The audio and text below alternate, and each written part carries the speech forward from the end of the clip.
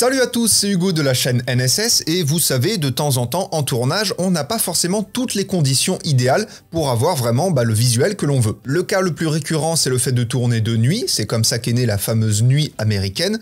Mais aujourd'hui, j'aimerais voir un autre cas, à savoir la pluie. Si, comme moi, vous habitez dans le sud de la France, forcément, vous n'avez pas forcément tout le temps de la pluie. Et donc, pour des tournages, ça peut poser quelques problèmes si vous avez besoin de pluie. Mais bon, là où d'habitude, je vous dis, un montage qui se passe bien, c'est avant tout un tournage bien préparé. Si le tournage vous pose des problèmes qui ne sont pas réglables directement, on a la post-production qui va pouvoir régler quelques problèmes, et en l'occurrence, comment ajouter de la pluie aujourd'hui sur After Effects. Pour ajouter de la pluie, c'est pas bien compliqué, dans votre fenêtre effets, tout du moins dans les effets et paramètres prédéfinis, vous allez venir chercher l'effet CC Rainfall, et vous le glissez-déposez bien évidemment directement sur votre rush. Et une fois l'effet posé, on a déjà un résultat. On a un effet de pluie relativement simpliste, et si on lit la vidéo, on a effectivement notre effet de pluie. Alors bien évidemment là c'est l'effet basique, c'est l'effet par défaut, mais bien évidemment comme vous le voyez dans les options d'effet, vous avez plusieurs paramètres qui sont modifiables. Premièrement, vous avez le nombre de gouttes de pluie qui vont être générées à l'écran. Là on a une base de 5000, ce qui est déjà plutôt pas mal, donc si on veut doubler, on va passer à 10 000, et là immédiatement comme vous le voyez, ça nous a rajouté de la pluie à l'écran. Ensuite vous avez la taille des gouttes de pluie.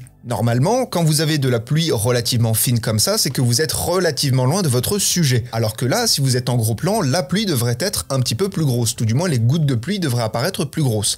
Donc par exemple, on va passer la taille de 3 à 5, et là ça me paraît déjà plus intéressant, et ça nous donne vraiment cet aspect de pluie abondante, de vraiment l'expression « il pleut des cordes », là pour le coup c'est on ne peut plus vrai. Juste avant, je vous parlais du fait d'être plus ou moins loin de votre sujet, vous avez un paramètre qui est assez intéressant dans ce contexte, c'est la profondeur de scène. Quand je vais venir déplacer et faire évoluer cet effet, comme vous le voyez, notre pluie va se déplacer, et on va avoir un effet de profondeur qui va être créé. On va avoir des gouttes qui vont être plus proches, d'autres plus lointaines, et bien évidemment si on réduit l'effet, ça nous fait exactement le même principe. Et encore une fois, on va avoir cet effet d'abondance, on va avoir cet effet d'écart entre les gouttes de pluie qui peut être intéressant à travailler. Juste ici, ensuite, vous avez deux paramètres qui, je pense, vous savez très bien ce que ça veut dire, speed et wind. Donc ça va être la vitesse de la pluie et le vent. Et le vent est particulièrement intéressant puisque ça va nous permettre de donner une inclinaison, une trajectoire à notre pluie. Là, comme vous le voyez, la pluie va partir vers la droite, comme si effectivement il y avait du vent. Et personnellement, je pense que c'est mon paramètre préféré dans cet effet, puisque ça va vraiment permettre de donner un côté beaucoup plus réaliste, puisque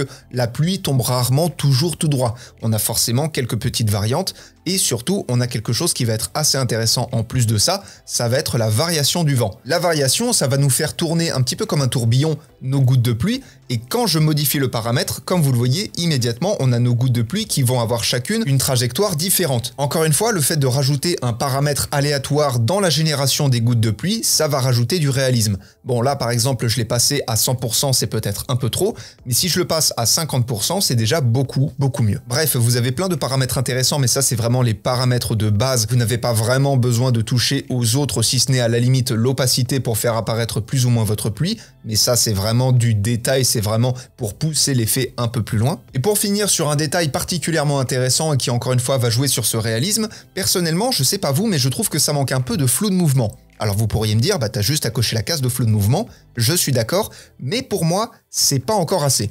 Pour vraiment rajouter du flou de mouvement sur notre pluie, il va falloir faire deux choses. La première, c'est qu'on va venir appliquer notre effet de pluie sur un cache couleur que l'on va ensuite faire venir apparaître sur notre rush par un effet de transparence. Donc pour ça, dans ma timeline, je vais faire un clic droit, je vais aller dans Nouveau, je vais sélectionner Solide, je change la couleur, je prends un solide noir, je fais OK, je le renomme Pluie par exemple, et ensuite je fais à nouveau OK. Je remets mon effet de pluie, je vais passer le mode de fusion de normal à écran. Alors si vous n'avez pas les modes de fusion, c'est vraiment pas compliqué. Dans la petite barre où vous avez toutes les options, vous allez faire un clic droit, vous allez aller dans Colonne, et juste là, vous avez les modes de fusion. Et une fois que j'ai réappliqué mon effet, je vais venir chercher un effet de flou, l'effet flou directionnel. Il est juste ici, donc je vais le glisser-déposer sur mon calque de pluie. Je vais l'orienter en direction de la pluie, donc à peu près à moins 20 degrés. Et ensuite, je vais passer la distance de 0 à 30. Et si maintenant je lis la vidéo, on a une pluie qui est beaucoup plus agréable visuellement due au flou de mouvement, et personnellement je trouve que l'effet est beaucoup mieux comme ça. Bref, comme la plupart des effets sur After Effects, vous avez plein de paramètres modifiables,